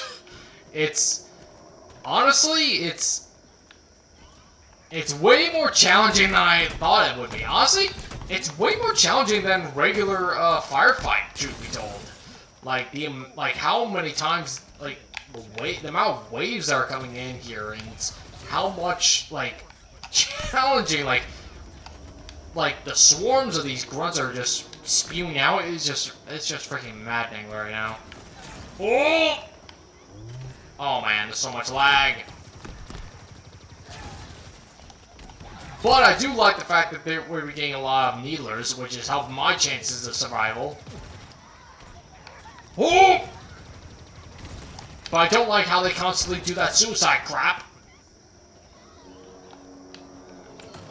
Oh, okay. I'm gonna have to move. Okay. Though I do wish the bosses varied more, but it's it's not really the mode's fault. I think it's the fact that there hasn't been more grunt bosses.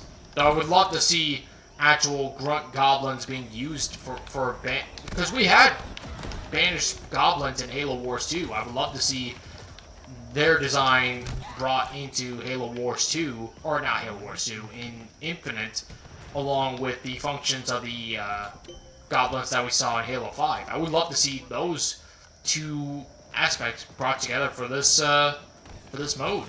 I would have loved to see that. But yeah, back to the question, Congression. I'm really enjoying it. Okay, Rising Fire Spreads Its Light asks, how is the weather on the time zone you live in right now? It's very good. It's weather's pretty good. Sunny right now. I think it's like in high 50s right now, where I'm living right now. I don't really know what the top of my head. I'm gonna have to look at my phone, but I would say probably low 60s, high 50s, I would say. But yeah, the weather's pretty nice out right now. It's the first time in a bit. It's been like raining and snowing lately. Yeah, snowing. I'm not joking there. It's been snowing in April of all times. Jesus Christ. That's the beauty of Rochester. It's just absolute. Mother Nature is just. It's. I don't even know what to describe it. But yeah. Right. Emil asks on one of the Halo wikis, sites, the field marshal that sniped Cat had a name, but recently I can't find his name anywhere. I checked almost everywhere. Do you recall knowing his name?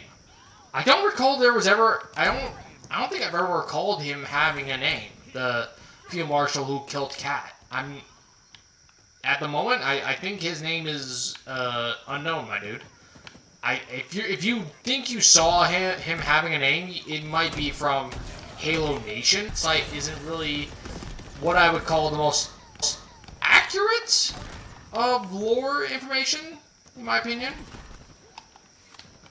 But yeah, Halopedia doesn't have any information on that guy, I'm afraid. No, oh my god, so much lag. Oh my god, I'm just gonna stand still. Oh.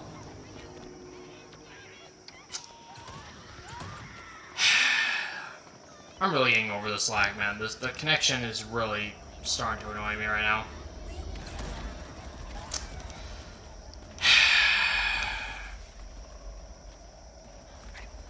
But yeah. Yeah, Emil, I don't think he has any name on. There's no lore on that guy, I'm afraid, my friend.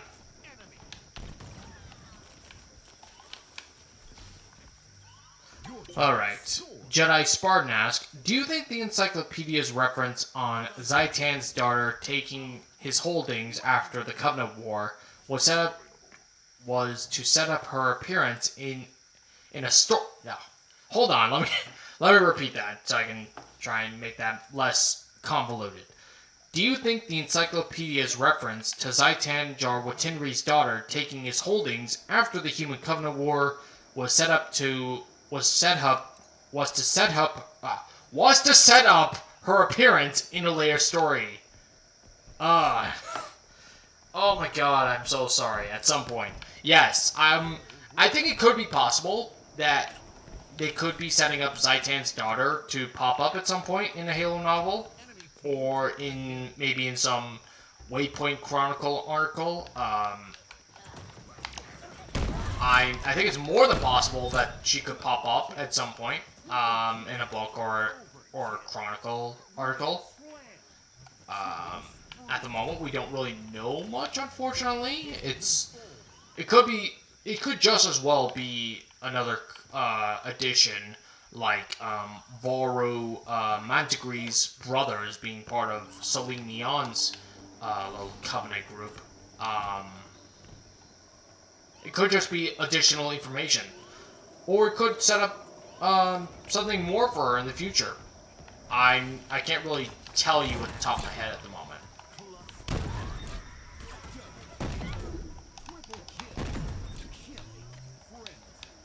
Alright. Nope, that's a sniper rifle. Okay.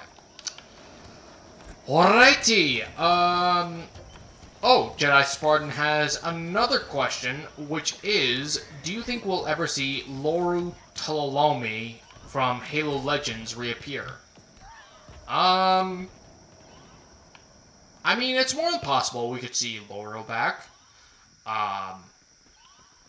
Though I think I'm kind of doubtful if he'll pop up in a novel. More likely, though, I think he'll pop up in some Waypoint Chronicle page or something like that. I'm kind of doubtful we'll see him in a book, or much less another ancillary material like we got with some other characters. But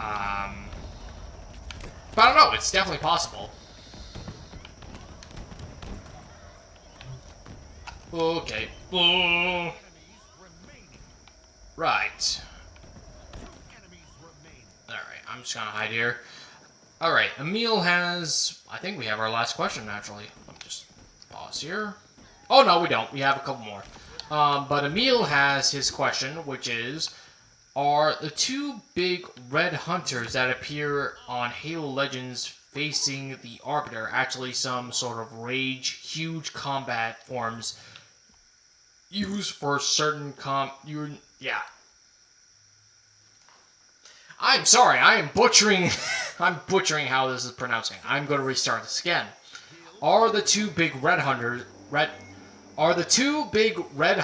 that appear in Halo Legends facing the Arbiter actually some sort of rare, huge combat form used for certain situation canon-wise? Hunters seen in Halo Legends appear significantly way bigger than any others we've seen before. Even the red ones in Halo Infinite and different red forms of Halo Wars 2, like other hunter captains. I think you are onto something, Emil. I don't think those big red hunters from the duel are actually hunters. I think they could be two separate forms of Goliaths. Now, for those of you who don't know, Goliaths are pretty much... Oh no, not again! Oh, please tell me.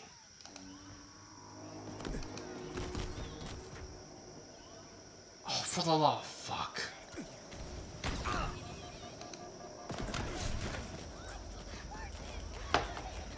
Why? Why, OBS? Why are you doing this to me right now? Why is my internet connection being so...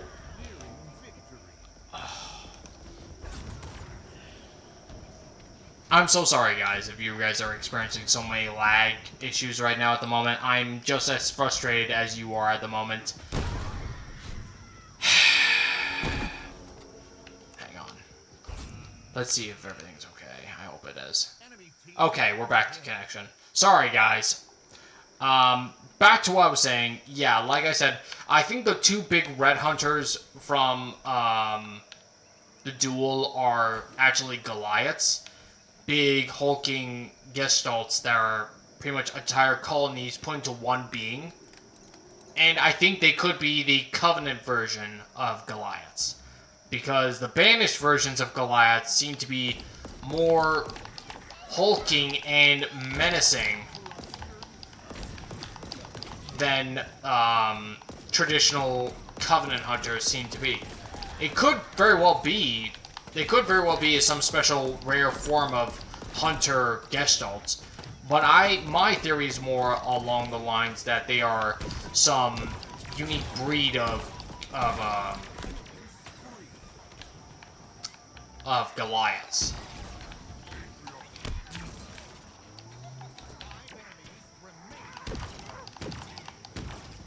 Oh, okay.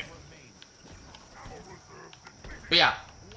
I think they could be just big, unique. Oh, and we won! Woo! I think they just could be just Goliaths. Okay. Now, since we have 2 more questions, I don't think it's going to be really appropriate to start up another match where I can just finish off these last 2 questions. And then I think we'll call it a day, especially given the fact of how much I'm dealing with so much connection problems. Alright, so let's finish off these 2 questions and then we'll just call it. Alright, Connor Lawson, he asked, you think there's any niches not filled in any... Wait, hold on. You think there's any niches not filled in the Halo by enemy factions like healer, support, or fast ambushers? Oh, okay. I think I get what he's saying. Do you think there's not much room filled in for enemies like healers and fast ambushers?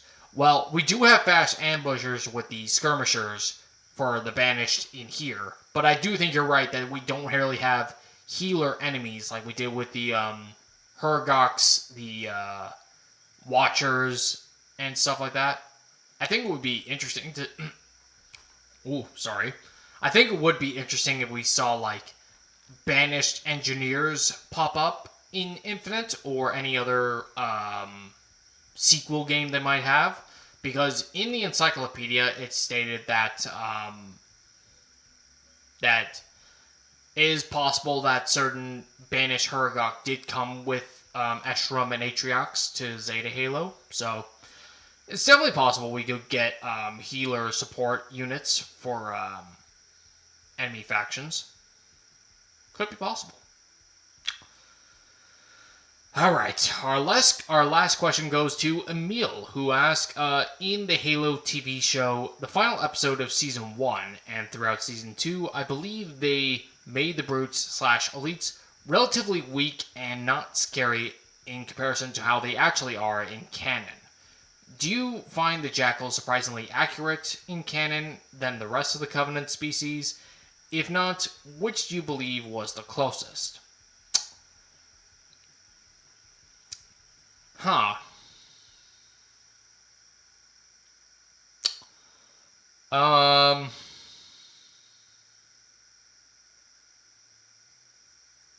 Do I find the Jackals surprisingly accurate? In terms of their strength, I would say they are relatively more or less close to their canon aspects. I think the Grunts were definitely in Season 1. They were definitely close enough to what they were in the canon. Especially where we saw the Grunt hijack that Warthog guy. And I wouldn't say... Maybe the Brutes were gunned out, were nerfed a bit. But I wouldn't say the Elites were nerfed at all, really. I think they were... I think they were as strong as they were in the lore, in my opinion. But that's just my opinion. Oh, okay. Oh, there are a few questions in the live chat. Okay, hang on. Let me see if I can answer some of those before I close off. Blah, blah, blah, blah, blah. From now on. I don't think we... Okay. Lieutenant Titus asked in the live chat, what's your thoughts on Varg versus Thel? Well, Varg is a Sanghelios Blade Master, as indicated by his AI in his surname. I would say, with that in mind, I think Var has an advantage over Thel. He's not a Blade Master, but I think Thel Vadam, he is cunning, so I think he could have an advantage over Var. It'd be a difficult match. It'd be like Ripa Morbi versus Thel. But I think it would be a very close match between Var and Thel, in my opinion. Okay. Oh, Emil has a question. Blah, blah, blah. Oh, wait, no. This is the same question he asked in the live chat. So, I will not answer that one. I've already answered that one. What's your opinion on... Okay. Catlord123 asks, what is your opinion on Helldivers 2? I kind of already answered this question with Supreme Commander's question earlier, but it looks very fun. It looks pretty much like what ODSTs are generally supposed to be in the lore. And like I said, it looks pretty much like a Starship Trooper game. It pretty much looks like a Starship Trooper game in old but name. Yeah, I would like to play it one of these days if I wasn't busy with work, moving out, and channel stuff. But yeah. Okay, and the last question is from Lieutenant Titus. He asks, is Var the same elite as the Season 1 Zealot?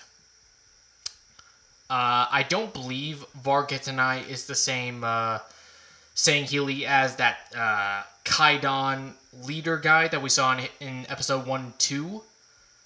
I did have a theory that it could be him, but as we saw in later episodes of season 2, it was revealed that he's the former Supreme Commander of the First Fleet of Solemn Accord, which is the fleet that Chief and Unesi fight at the end of season 1.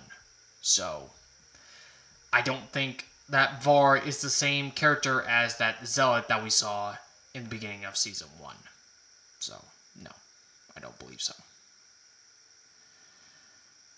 And with that, I think that is it for the live stream. Thanks again, guys, for attending. For those of you who have been watching throughout this train wreck of a live stream, once again, I apologize for the for so much of the connection issues. I'm so sorry for the technical difficulties, guys. It's really not in my control right now. I don't know what's going on with my internet. Ever since I moved into this ratty apartment, it's just been such a pain in the ass lately. I don't know. It used to be so cooperative with me, and now it just shats the bed every chance it gets. I don't know. But yeah. Thanks again, guys, for watching, and if you guys want me to answer more of your questions in the future, just head on over to the Discord channel for Covenant Canon.